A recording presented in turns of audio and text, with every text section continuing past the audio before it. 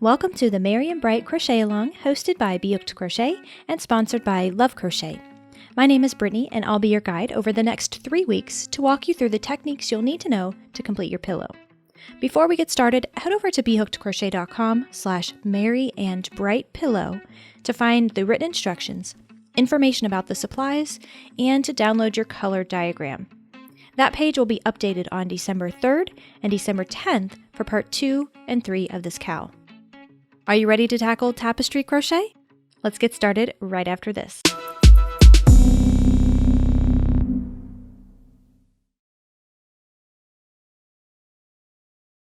The first thing we're going to review and talk about in part 1 of our crochet along here is we're of course going to review the single crochet stitch because that's the primary stitch that we're going to use for this entire pattern.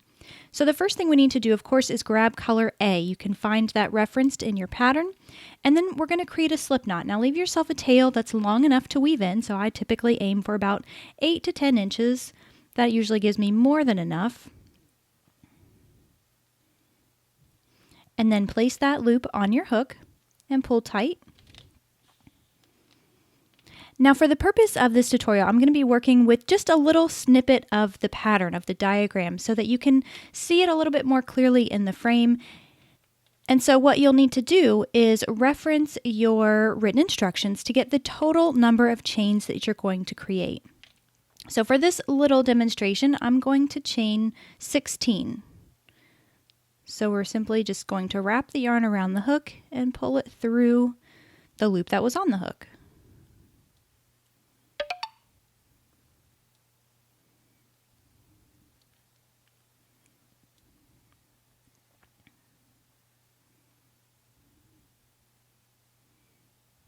Once you have completed your entire foundation chain based on the number of stitches found in your pattern, the first thing we need to do is find the second chain from the hook. So if we look at our work this way, where we can see the little braid, this is like the front part of the chain. So we're just going to focus in on the first little V that's right next to the hook. So that's the first chain from the hook. We can't work our stitch there. We have to drop down to the next one.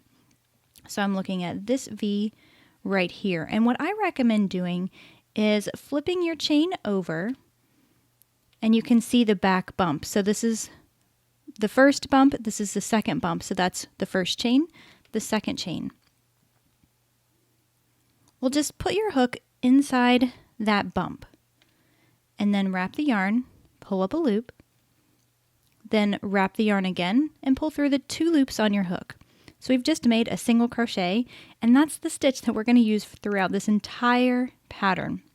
So we're just going to find that next bump, insert our hook into that, pull up a loop, yarn over, and pull through 2. And we're going to do that for every single chain.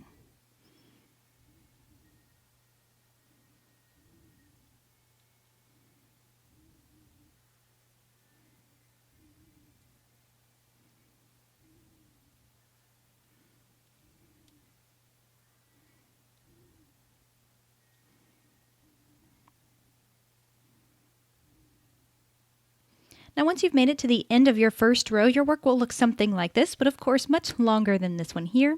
And we're going to continue on with row number 2.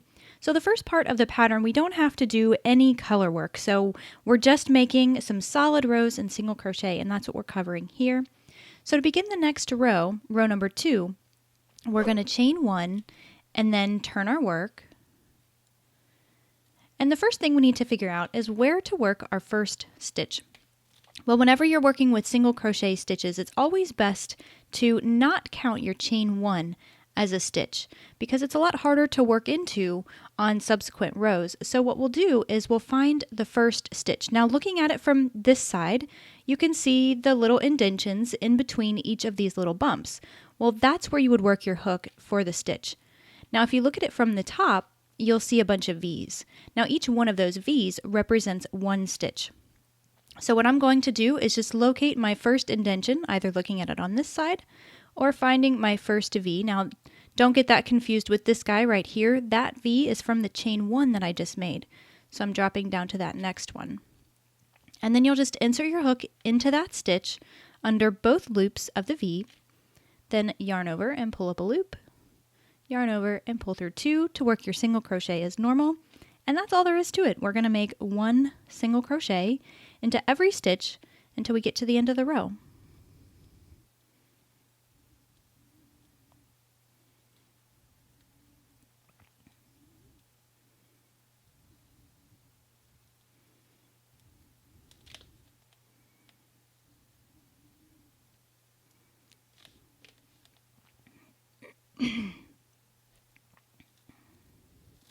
Now once you get to the end of your row, now you need to figure out what is the last stitch to work into.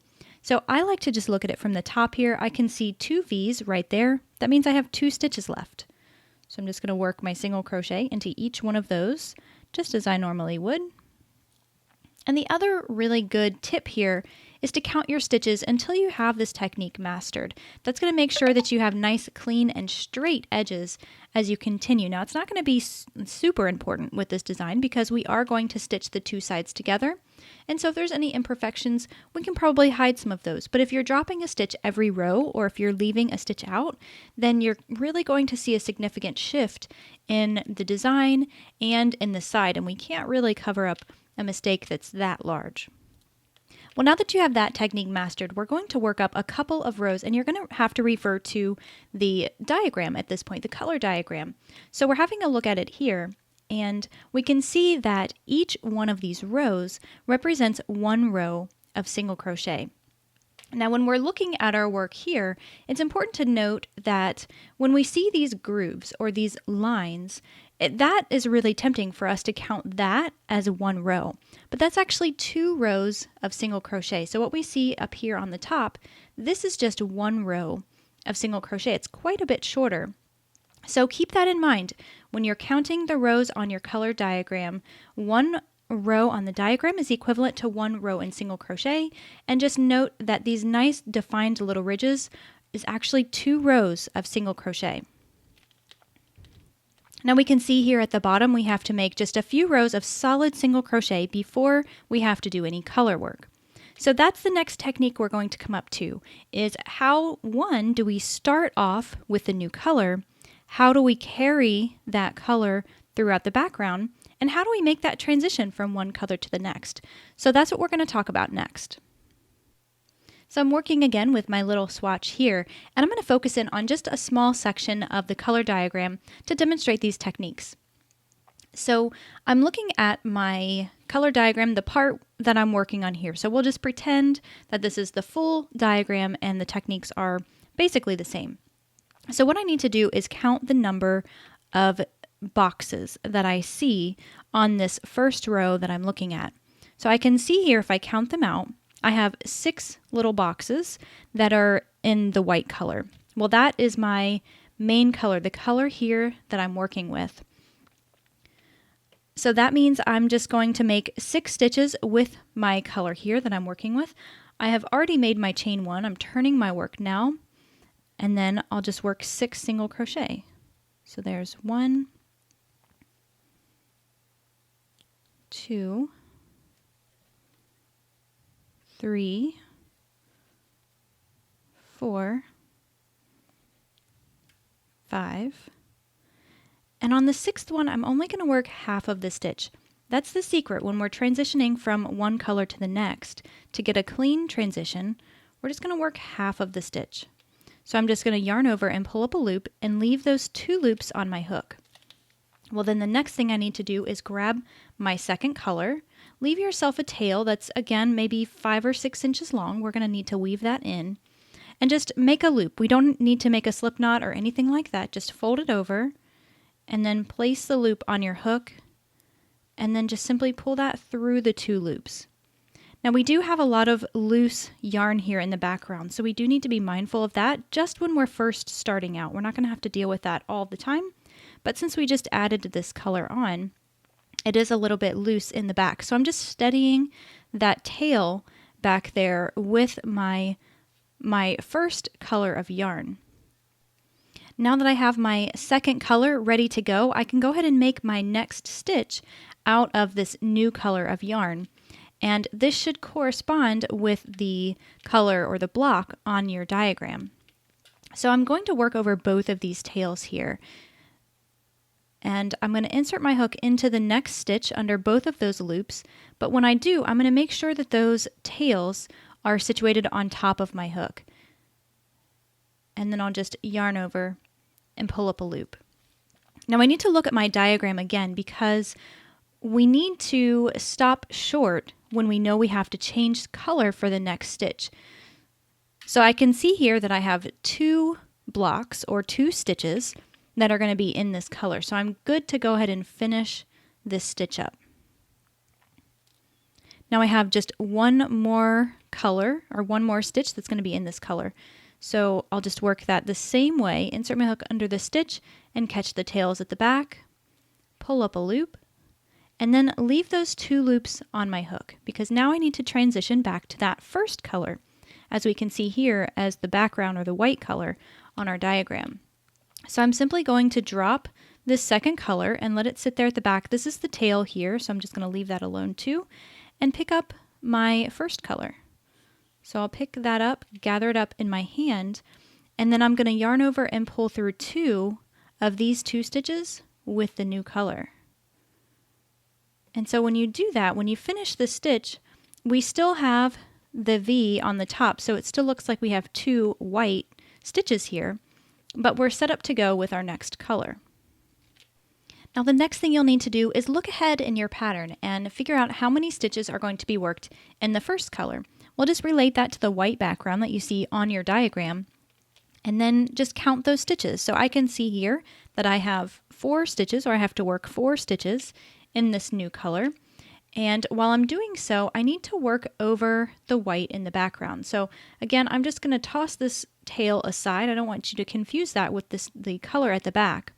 While I'm picking up the white in just these 2 fingers back here, you can honestly do it however is comfortable, but this is what I found works for me. I'm just going to lay them along the back because I naturally put the work in my hand like this as I'm working with it. So I've just got the yarn between my pinky and my ring finger back there, and I'm just holding it along the back or along the top so I can just easily cover it up with the stitches that I'm working. So since I have 4 stitches in between when I need to transition to a new color, that means I'm going to work 3 stitches complete with this new color, and then on that last one I'm going to stop halfway.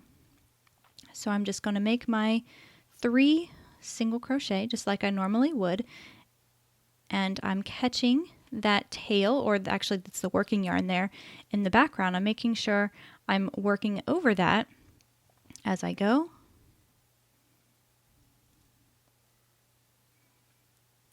So there's my 3, and then on this 4th one, I'm going to stop halfway, drop that yarn, and then I want to pick up the white.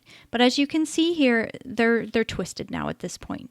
So what I need to do, and what you'll need to do throughout this entire project, is just shift them over. So I'm laying that one over there. I'm moving this new color, the one that I'm going to use, is always going to be closest to this side of the work. So just gather that up in your fingers. I'm holding that old color now between those 2 fingers in the back, and then yarn over, pull through 2 to finish off that 4th stitch. So we still do have 4 stitches in that color, and then we're going to continue. So I've actually reached the end of my work. There are 2 stitches to work in this new color, but for the sake of simplicity, I'm going to go ahead and finish up this row. We're going to talk about coming back around at the next row. Well, what do you do when you come up to that situation? So what I've done here real quick is just finished up this row in the solid color. So I'm really just working on one letter, the R here. Well, I want to demonstrate what you do when you get to the edge. You have this color that you're working in the background. What do you do with it? How do you get that clean transition from one row to the next? Well, what we need to do is first establish what is the right side of the work. I'm looking at the right side of the work here, and you can determine that based on your diagram and which direction you're going in your work. Well, once you figure out what that right side is, just go ahead and place a stitch marker just on the front side of the work. If you have a bobby pin, that'll work if you don't have one of these markers. But just grab one of those stitches, Place that there, and then you never have to try to figure it out again. You can just look at the side that has a stitch marker, and you know that's your right side. Well, that's important because as we turn our work, so I went ahead and I made my first chain. We're going to do that for every row, and we're going to turn the work. So the tail is once again right here. I'm going to hold that out of the way. And what I want to do is continue working with this main color, this first color here. And I also need to continue to carry this second color. Well, the first thing I need to do is move it to the back because we don't want to carry it along the front side of the work, because if we do, we'll see it a little bit more through the stitches. So the first thing I need to do is grab that color and just pull it to the front. So instead of holding it along the back like I was when I was holding it in my fingers here, I'm going to hold it at the front, which is technically the wrong side of the work. I know that sounds a little bit confusing, but hold your non-working yarn to the side that does not have your stitch marker. Now the first thing I'm going to do is just notice where the first color transition needs to happen. And so when you're looking at your diagram, you can make your life a lot easier by just figuring out how they're situated on your diagram. So you can see that these 4 stitches are all just right on top of each other. So we have 2 on one row and 2 on the next, and they're in the same stitch. So that's going to be my visual cue. So I'm going to work through all of these stitches here in my main color, and then when I get to this first white stitch here, I'm going to change to my white yarn. Now when you're working at it from this side, I'm just going to make sure I catch my hook underneath that non-working yarn there, that color that I'm carrying, and work my single crochet as I normally would until I get to the last stitch before that white color.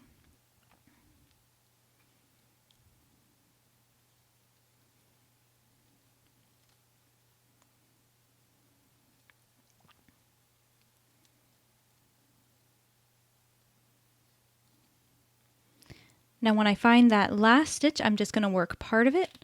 I'll drop that color here, and I want to pick up my white here. So the working yarn for that color, it's actually in a nice position there, and I'm just going to yarn over, pull through those 2 loops with that new color, and then I can just continue working through my pattern. So what I'm doing here is I'm just going to pull the blue non-working here in the front, because again I do want to try to cover it up on the back side of the work.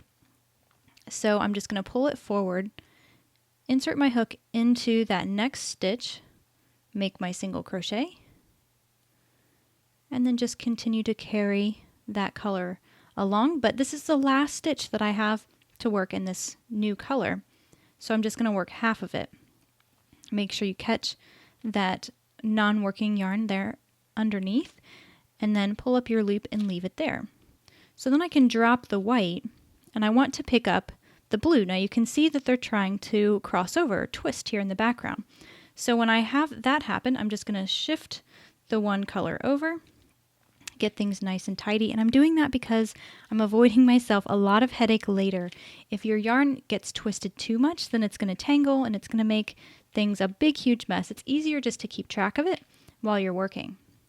So then I'm going to yarn over and pull through those 2 loops to finish off that stitch, and then what I would do is just pull that non-working color there at the front and continue working until my diagram tells me that I have to change colors again.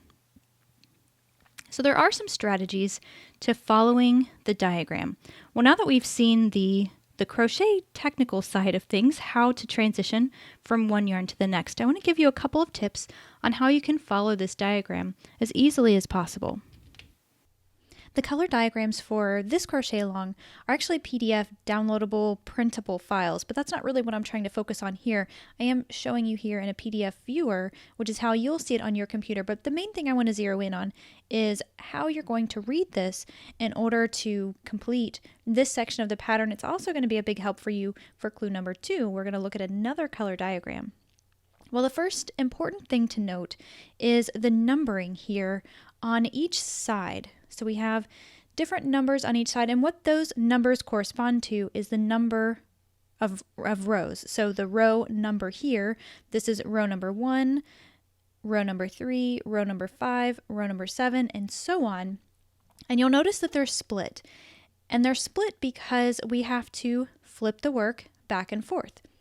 So think of it this way. When we make our slip knot, we're starting right here. So we make our slip knot, we make our number of chains that get us all the way over here. And when we start crocheting row number 1, we're working in this direction here. So we're going to follow along the diagram in this direction. Then we're going to chain 1, start on row number 2, and work in this direction. Chain 1, row number 3, and work back. So you can see we're working through 4 rows of solid single crochet before we do any color work whatsoever. Row number 5 is going to be where we start the color work. So row number 5, we're going to count 1, 2, 3, 4, 5, 6, 7, 8, 9, 10, 11, 12, 13, 14, 15, 16, 17, 18, 19. We're going to make 19 stitches, 19 single crochets in that first color. Then we're going to make 2 colors in our contrast, or our lettering color of our yarn. Then from there, we don't have any other stitches that we need to work in our contrast color. So we'll just finish the row. We'll jump up to row number 6, work in this direction. So we need to count then from this side here. So we'll count all of these stitches to get us to where we need to do our color change. So right here, then we're going to work those 4 stitches in our contrast color, switch back to our main color, and work through these stitches here. The other thing that's important to note is when we're going to transition from one color to the next for the stripes. Now we won't actually see that on this color diagram because when you're working in black and white and you're working with various different colors, it just makes things a lot more confusing. So you will have to follow along with your written instructions, or just take a mental note that every 10 rows we're going to change colors. So we have 10 rows of our first color, 10 rows of our second, 10 rows of our third, and so on. Now I know I have a lot of left-handed crocheters in my audience, and I don't want to leave you out. You can work this pattern with this diagram, but know, of course, that everything is going to be flipped for you. So if you're a left-handed crocheter, your slip knot is going to be over here. You're going to work in this direction for row number 1, this direction for row number 2, and 3, and 4, and when you get to 5, you're going to work this way. Just follow the diagram like you normally would, but just know, of course, that everything is going to be in a mirror image. Now, the last important thing I really want to stress is how this diagram is laid out. So we can see here that each row that we see is corresponding to one row of single crochet. So we have row 1, row 2, row 3, and so on. The other important thing to note is that one of these blocks is equivalent to 1 stitch. So you can count things easier that way. We'll know that we'll have 2 stitches in this contrast color here, and then on the next row we'll have 4, the next row we'll have 4, and then we'll have 1, switch, and then 2. So just keep that in the back of your mind. That's one way to really easily follow a color diagram, is when you have 1 block for 1 stitch. Now we have one last little technique to cover for this first part of our crochet along, and that is when we come to the point where we need to change colors. So not change colors as in the diagram for the lettering, but there are some stripes to this pattern. So when you get to the end of that row, what do you do next? Well, I'm at that point here where I want to change colors from this blue here to the gold. But I do want to keep this color here at the background because we're going to be carrying this color throughout the entire thing, pretty much the entire length of the first section. We're going to be working with that lettering. So the first thing we need to do is cut the color that we no longer want to use. So I'm leaving myself a tail. Again, that's about 8 inches or so. You'll just trim that yarn. And I'm just making sure they're not twisted there. So I'm keeping this white, the lettering yarn here, off to the side. Well, then I want to add in this color. Well, I taught you that little trick of how to cleanly transition from one color to the next. And really the best way to do that is to work the new color through those last 2 loops. Well, what I've done here is I've finished up my row. But to get to that point, I really just need to let my hook out of that stitch and just pull on it so I have those 2 loops. Or if you kind of know ahead of time what you're going to do, you're just going to work until you get to this point here where you have those 2 loops on your hook. Now we'll just leave the white there off in the background, grab your new yarn and fold it over just like we did when we added it in for the lettering. Leave yourself a nice long tail and then place that loop on your hook and pull it through those 2 loops. Now one little tip, one little thing you can do to kind of secure these, because again, since we have this new yarn added in, it's nice and loose until we get a few stitches worked. So what I like to do is just tie those 2 ends together. So from the first color and the second color, just make one loose knot, or you can do like 2 knots, it really doesn't matter. The main goal there is just to secure it a little bit so that you can get a few stitches worked. Now what you'll do to continue, you'll still need to make your chain 1 and turn your work. Now I can see that I'm working on the right side of my work here, so what I want to do with that is make sure that I'm carrying my white yarn here at the back side of the work. So I'm just going to flip that over and I want to hold on to it in that same position, so just right along the back there. And I would just continue following my diagram. So you're going to work now with the new color just as you did when it was the other color. So you'll work up to the next section of the diagram where you need to change colors, and that's all there is to it. Well, you now have all the techniques you need to know in order to create this first side, the merry side of the pillow in part 1 of the cow. Stay tuned next week for clue number 2. We'll talk about the bright side of the pillow.